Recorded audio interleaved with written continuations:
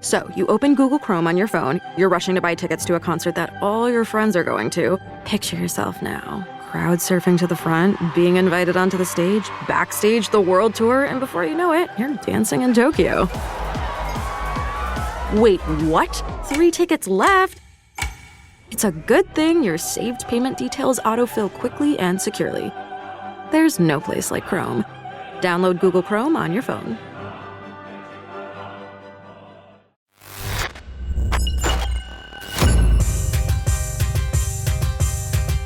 Hey, this is Kay Lee, your host from the ManFUzed Podcast, sitting here with my co-host, Ben H. So we're going to continue our conversation with transformation coaches Keri Ford and Jake Kauffman. Today, Keri and Jake are going to expand on how we should all handle the resistance in our life. It's never comfortable. And me personally, when I'm dealing with resistance in my life, my go-to is to try to overcome it. I think Keri and Jake have a more healthy approach to dealing and tackling resistance as it comes our way.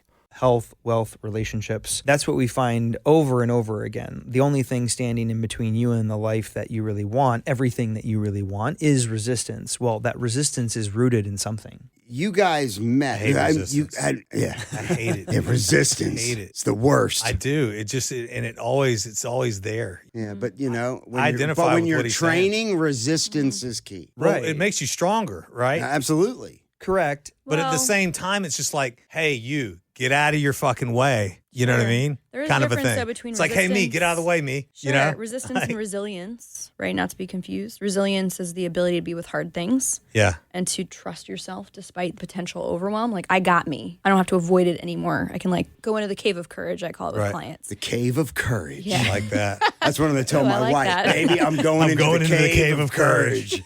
Leave me alone. I need the man cave of courage. I love it. Keri Ford Yeah. told me that. Yeah, I love it. I love it. Must be true. And the resistance, sometimes it's actually really healing to befriend it. Yeah. This is a place that I am trying to love myself because I'm scared and I don't feel safe on some level. Right. So instead of pushing it away or trying to get rid of it and purify and why the fuck is this here? Instead, I might invite that part and say, why? I'm going to get curious. What's here for me and why don't I feel safe? Right. Right. What if I just knew that this was something coming online to protect me, whether it's perceived or real as a threat? Yeah. Yeah. Most people are going to battle with their resistance. Right. So they resist their resistance. Yeah. Exactly. And Right. what Double resist? negative. It's like fire and fire. 100%. You know? Exactly. It's fighting fire with fire. Yeah. What resists persists. And so I think early on in life, that's a normal response to resistance, is to try to overcome it, to try to conquer Fight it. through it. Yeah. Right. But again, we're just fighting fire with fire. Eventually, we get to this point within ourselves where we simply allow the resistance to shape us, right? The resistance that came up for me in writing this book, in telling everyone, friends, family, clients, strangers, about my most shameful secret. It's the war of art that Stephen Pressfield talks about, this thing that I can't not do. And so when we allow our resistance to mold us and shape us, as opposed to trying to conquer and overcome it, we create a different relationship with it. Then all of a sudden we're making peace with our struggles, we're making peace with our resistance, or whatever challenges we're confronting as we grow, because that's a natural part of it. Yeah. Right. You kind of alluded to that or implied that when you're like, hey, in order to strengthen a muscle, we gotta stretch it. We gotta tear it first. Right. Absolutely. To make it stronger. So the process of growth is inherently uncomfortable and a little bit painful. We just have to distinguish between straining something and stretching something. There's a fundamental difference there. Right? Straining is when we invite in injury. We don't want to rip it. Correct. We don't want to rip it. And so as people are stepping into their healing, Keri and I are constantly inviting people into distinguishing between what is too much, too soon, too fast. Right. So that they can progressively, steadily step into greater levels of resistance, which is to step into greater levels of growth. Right. Just continue stretching. Bring until you get to the point. What did you say? Bring it. Bring it. I'm a love it, man. contortionist. You guys I want to are great. stretch. That's awesome. So when you guys met, you hadn't writing, I don't know how long this book's been He out. was writing the book. I He was spending correct. weekends in the library. So, and you hadn't crazy. released the video yet. No, I started writing the book in early 2019, so a little over 4 years ago. And you released the video while you were writing the book? It was like kind of Correct. like, Yeah, that would have been probably exactly 4 years ago now. April or May of 2019 was when and by release, that's when I recorded it. I didn't actually publish that video on social media until very recently. 2 weeks It's ago. been up on my website. were you like this? No, not today.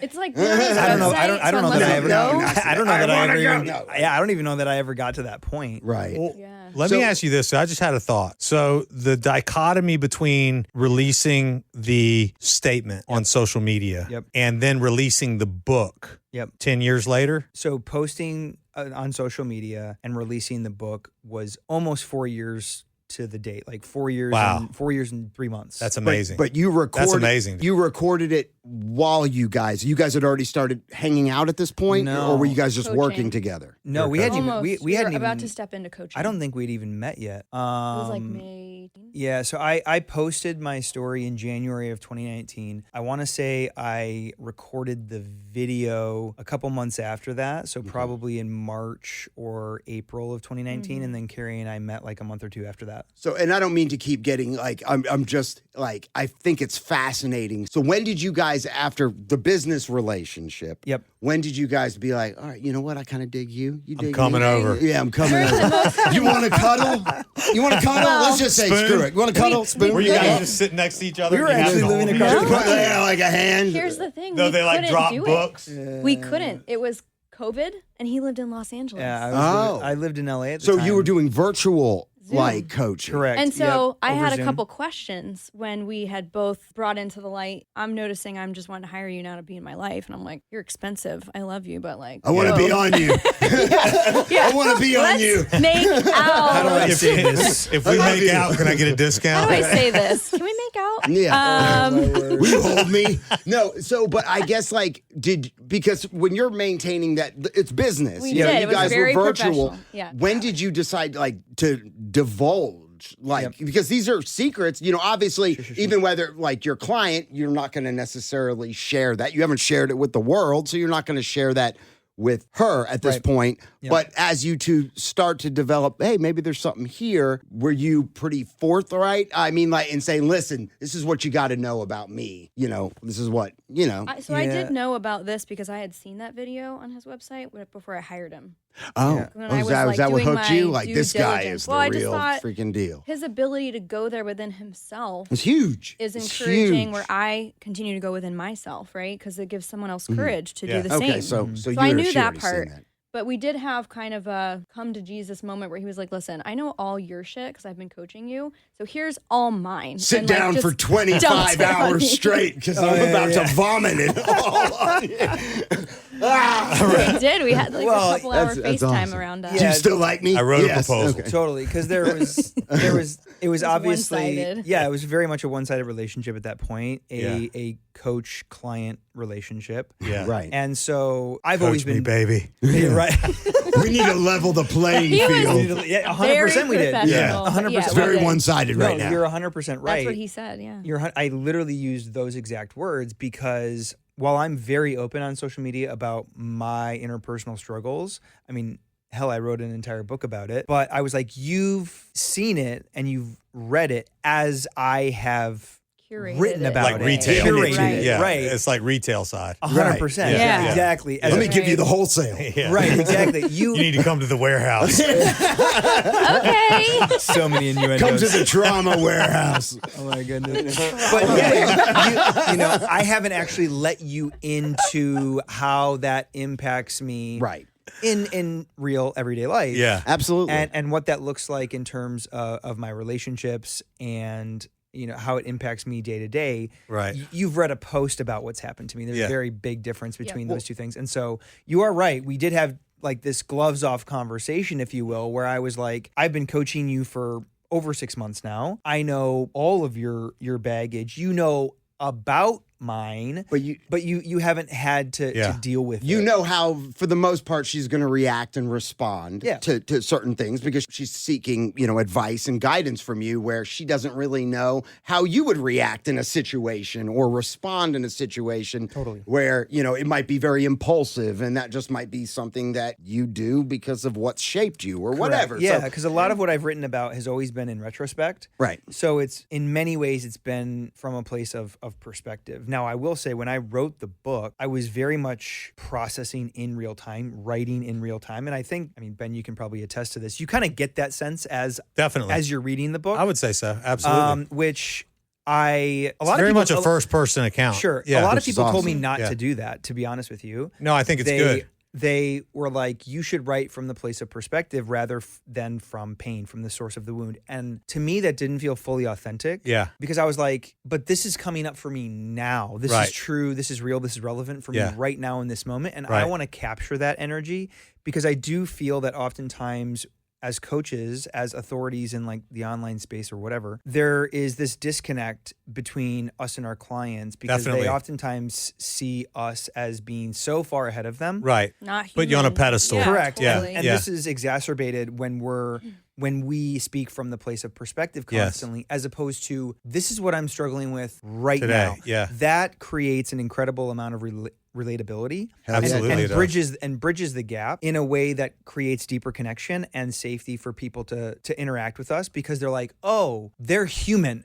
right? Right. And Yeah. so that's kind of how I I feel And like the try to book go is about almost things. like a blueprint of dialogue that then it's hard for me to Spit it out there. verbalize this, but it basically reflects within you. Now, as I'm reading this, I'm having these same conversations with myself about different things, and so people may not even know how to do that. For example, Right. But your first person account of it and all the experience that you have dealing with other people, how that all adds up and shows up in black and white. If you read the book, you're kind of walking down a path with a flashlight in your own mind at the same time. So there's a duality that's occurring. It's a good way to What put a it. beautiful picture you know? just painted, Benjamin. That was- Versus no light. Yeah. Versus you're walking in the dark. Yeah, well, and most people are. You Right, know, I think absolutely. There's scary sounds. Yeah. Totally. You know, I think it was Thoreau who once said that most men lead lives of quiet desperation. Yeah. And I think it is because we are trying to find our own way or find our way in the dark. We're performing, which is just to say that we're pretending that everything is fine. We're acting as if we have it all together. We're successful. Yeah. I'm fine. When in reality, we're not. Yeah. I hate that word. Hey, babe, how are you? I'm fine. Fine. Like that triggers me. Just Well, because Pink Floyd said, hanging on in quiet desperation is the English way. Totally. It absolutely is. English is in like the United States, or English is in like in Britain. I or think like maybe the British both. monarchy and the society that they created when they conquered the world in the 1700s, and we still live under now. Basically, Yeah. Well, I'm the sure English that way that- is how we live. That bleeds into where we live here. Yeah, pretty much the way we are. Yeah, Well, when you think about that, like objectively, that was very much this overcompensating strategy in terms of like a collective society. Right. That is like, we're going to conquer the world. Yeah. Right. We're going to establish this empire. And in many ways, we've broken out of that. Yes. And we're working our way through, this tribalism, like us against them mentality, although there are still remnants of that. Yes. they're still very powerful. Totally. And still a lot and more control than we right. probably But know. that's just a beautiful example of, But people don't want a king anymore. right. You know what I mean? They used to want a king.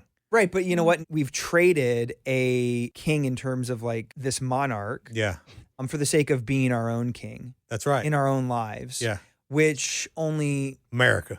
America, right, right. America gave me that. which really just perpetuates suffering, because the inherent idea behind that paradigm is this: that the highest example of myself, the highest version of myself, is somewhere out there Yeah. at the next level, Yeah. at the next achievement. Right. Which constantly has us chasing rainbows. Yeah. And this is why in the work that Keri and I do with our clients, we're constantly telling our clients transformation, true transformation that fundamentally leads to happiness and this peace that Fulfillment and right, this peace that is beyond understanding that we're all after at the end of the day. right. It's not about becoming, it's about unbecoming. And we're stuck in this cycle of constantly chasing after more or going after the next level, which paradoxically is never enough because more only makes you want more and the next level only makes you want the next level. It's a trap. Yes. Right. And that's why true transformation is always about unbecoming. It's a return home back to who we truly authentically are. Right. And doing what comes most naturally to us. Right. I love that. Yeah, yeah. I It's mean, beautiful. Basically remembering who the fuck you've always been. right. And you're not just chasing more shit, more stuff, more money, and it's just You've got nothing to prove and nothing to protect. right because because you can't protect shit anyway. I mean, everything But you can certainly try. You can try. You can set up all the false senses of security around you that make you feel like you are in control and you can hold on to whatever. But at the end of the day, it could all be gone in a second. And that's when you meet who you have become. correct.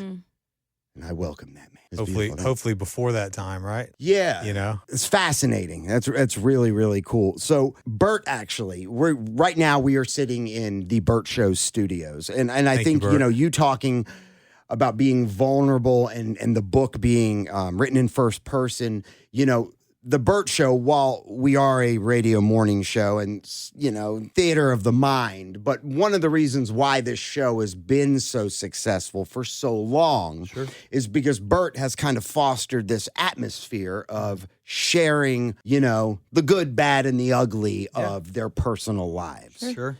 Because that's what people relate to. That's what entertains. That's what helps people get through things. That's sometimes what people need to hear. Yep. At that very moment. It's somebody, whether it be just changing their day or it may be changing the course of their life. And while some of it is embellished at times, because sometimes you could really spin a better story by just tweaking just a little thing. And, and certain things you want to keep to yourself. I can't talk about everything on the air, on the Bert Show or on my podcast because I'd be divorced. That's fair. Yeah, my wife would probably divorce me if I spoke freely. I mean, Yeah. and I'd probably burn more bridges than I've burned, because I'm constantly getting yelled at for sharing shit I probably shouldn't share. So there's just some Just don't burn the drawbridge. No, I need to cross it. I need to get to the other side. But I think that Don't get stuck on the other side of the moat, Chris. but it's just, Kaylee. I like to swim in a moat. That'd be awesome. Well, speaking of women, I love women. No, we've got Keri here. no, I know. We need to hear about some women stuff. Yeah, and I was going to get to that. I was letting the teacher teach. Let the He is teacher the teach. teacher. No, man, it's brilliant. I mean, everything you Let say. the chef I mean, cook. I totally agree with, and it's very insightful. And I could see why you are a coach, and I could see why she hired you. I want to hire you. I do too. What's your retainer? He had people come to him and be Could like, you take I a check? For a while, you had people asking, right? Like, can I get results like Keri? Oh, yeah. Why don't That's you happened take care of me like you do her? different Well, path. at the time, there was none of, it was very professional. It's I happened want more the than Keri treatment. Oh, hell no, they don't get the Keri treatment. once. I was about to say, No I don't fucking know what to do way. with that. He's like, I didn't hear I don't that. see that package on your website. It's a I want to it's- order that one. It's a custom package. I was about to That's say, right. I don't know if I'd have a relationship if that package was Yeah, right. yeah, probably not. Probably not. Yeah. But I'm Yeah, sure as probably. coaches, people probably hit on you a lot, Well, My I team would is in my DMs. I like, would think that, you have clients, potential people hit you up. I'm sure you've got to weed through the riffraff. Yep. People just inquiring, not really serious. But when it's kind of like I vent people. And even if I list something on Facebook, like you can always tell by just the way people respond, like initially, Totally. like whether this conversation's even going to go on another step. And it's you take it to another, okay, I'm talking to a real person. Then we get on the phone and, you're gauging. But, do you guys ever turn people away because you're like, I'm just not fucking with this person. Yeah. This person could be toxic. They're not going to really take what I'm trying to teach them seriously. And why spin my wheels and waste my time? Yeah. Well, and we're very open with people.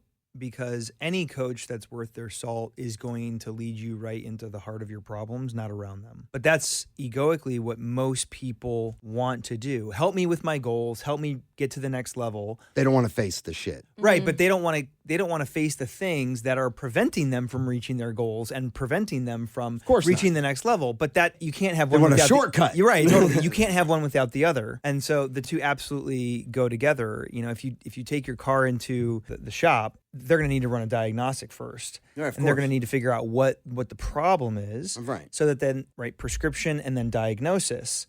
So that they can get the car running optimally. The same is true for our health. And so most people come to us wanting a diagnosis, which is like, help me get to the next level, help me achieve more extraordinary results in, whatever area of my life. And it's like, okay, well, we need to talk about what's preventing you from achieving that on your own. Right. Because we're not talking about a healthcare issue, likely, because we're not clinicians, we're not healthcare professionals. But what we are great at is diagnosing the interpersonal barriers or resistance that we talked about earlier that prevent all of us from getting what we ultimately want out of life. But people, I mean, if you take someone on, they're going to have to be vulnerable. They're going to have to, you're not therapists, but you kind of are. I mean, in a sense, you're getting people to open up and you're giving your best advice on how to. Do you ever send people to therapy? Yes. Yeah. Yep. Both of us have therapists that we co-manage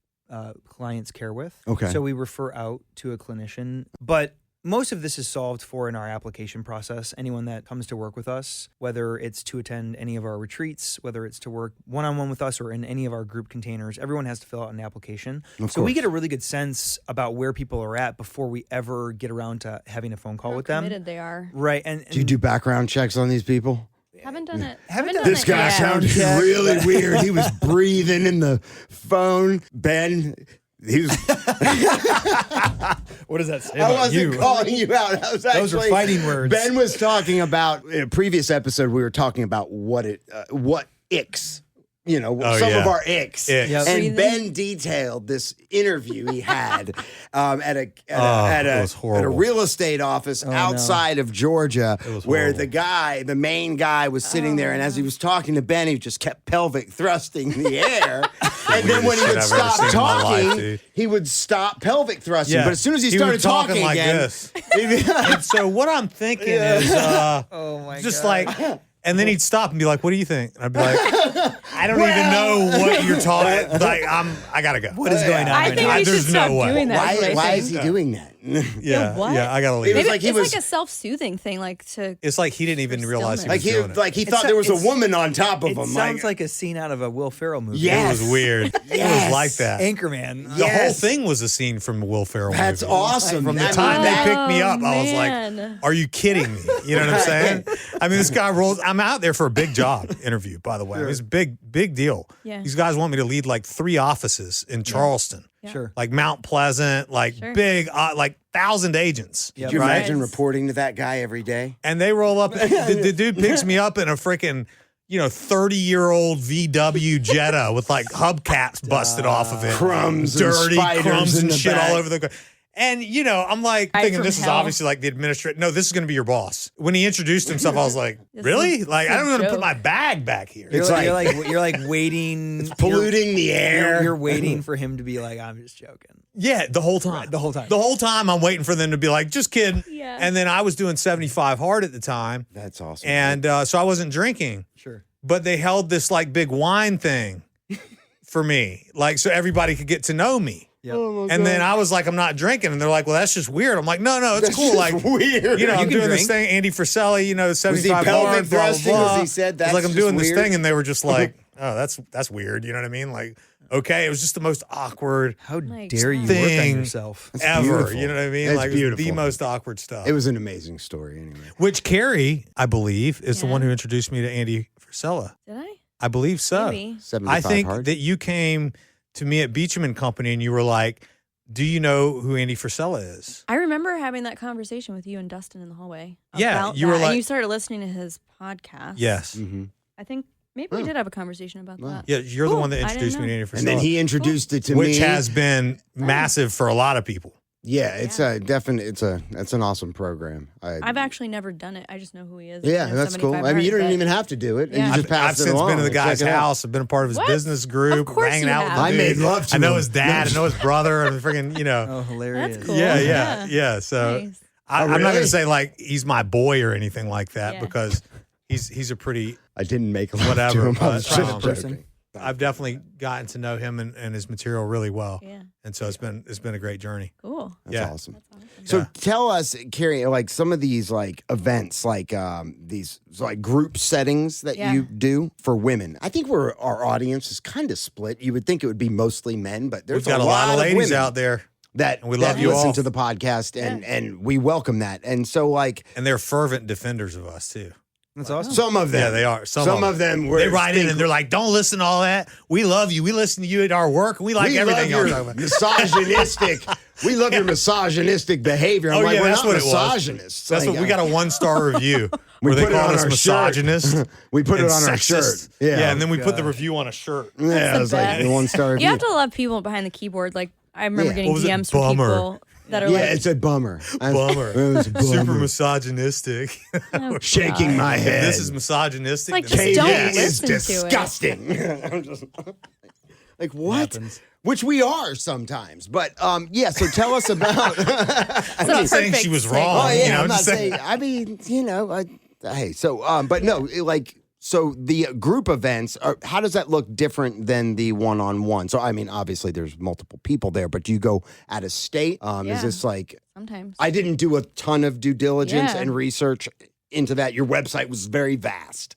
All right. Thank you. Yeah. But yeah, so if you don't mind, like telling us some about what's your favorite part, I guess, about helping women be better and improving themselves. It is so cool to see them go home a different human being. People have asked us, do you guys do drugs at your retreats? Because, like, I knew this woman before she went, and she came home and she's like, I see her more. Does that make sense? Yes. Like, and they'd say that to me, and then they're like, I don't know, but I've seen your work, they'll tell me. And, like, I know that sounds crazy, but, like, I knew this woman before your retreats. I knew this woman before working with you. And, like, what the fuck? Seriously, do you do drugs And at now these she's retreats? totally And I'm different. like, That's amazing. no, we don't. In fact, our retreats are dry. Nothing against people that want to do psilocybin, plant medicine, go for it. I'm not a facilitator of that. We actually have dry retreats up until the last night because there's such emotional richness that happens there. And the last thing I want is social lubrication that creates falsified connection. Oh, And social also, lubrication. yeah, I like that. Right. And so I want them to come away with authentically connecting to themselves and other women without that crutch that we are also used to with the 2-drink,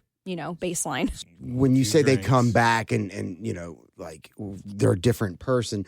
I mean, I know I've been to some retreats, or I mean, I don't even call it a retreat, conference or whatever. And I've been to Costa Rica, not in the woods with Ben eating psilocybin, but but do they come back and is it a permanent thing? Sometimes people come back and they're fired up, they're charged, they're Sure.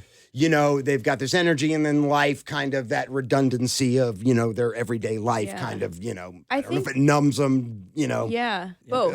both. Right? So- Like, I don't want to take people to church and have them feel really inspired and say, well, that was great. Of Back course. to life as usual, right? So I think it's important to have the coaching and the integration on the back end. Of course. Because Yeah, then makes you sense. stay close to the work and you stay close to the shifts that you have made and are making actively. It's hard to reprogram and rewrite over scripts that have been running your body and life for a long time. Decades. Yeah, decades. And so it's important they stay close to the work, and it's important they get that coaching beyond, because there's a lot of processing and integration that comes up on the back end.